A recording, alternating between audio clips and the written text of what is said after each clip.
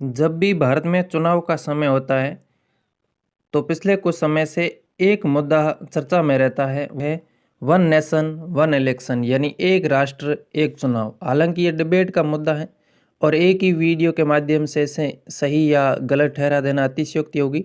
लेकिन आज हम इसको एक संतुलित तरीके से जानने का प्रयास करेंगे। हम सीखेंगे कि इसके क्या फ़ायदे हैं और इससे क्या नुकसान हो सकते हैं। क्या भारत में एक ही समय पर पूरे देश में चुनाव हो सकते हैं, और अगर ऐसा हुआ तो क्या देश को फ़ायदा होगा या नुकसान।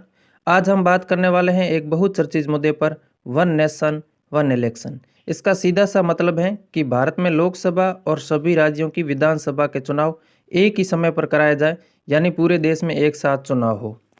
पहले भारत में ऐसा होता भी था, लेकिन बाद में अलग अलग कारणों से चुनाव अलग अलग समय पर होने लगे।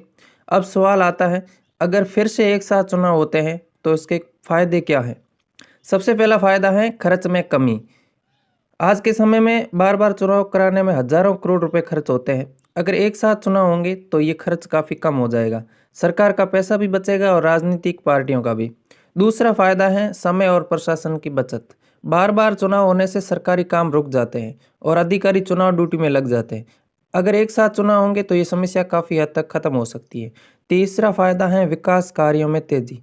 जब भी चुनाव आते हैं मॉडल कोड ऑफ कंडक्ट लागू हो जाता है, यानी आचार संहिता लग जाती है, जिससे नई योजनाएं रुक जाती है। लेकिन अगर चुनाव एक साथ होंगे तो सरकारें बिना रुकावट के काम कर पाएगी। चौथा फायदा है वोटर की भागीदारी बढ़ सकती है।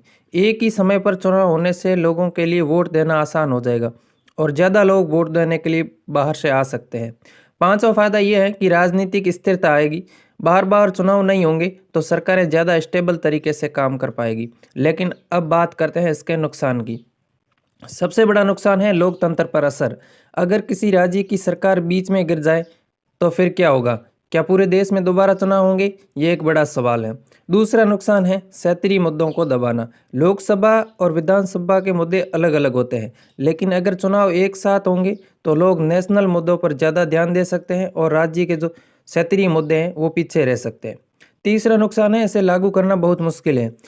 अभी सभी राज्यों का कार्यकाल अलग अलग है, उन्हें एक साथ लाना आसान नहीं है। इसके लिए संविधान में आंशिक बदलाव करना भी पड़ सकता है।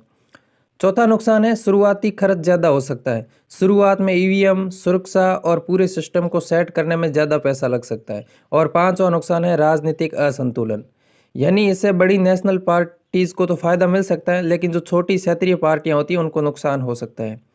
तो अब आप समझ गए होंगे कि वन नेशन वन इलेक्शन के अपने फायदे भी हैं और नुकसान भी। एक तरफ इससे पैसा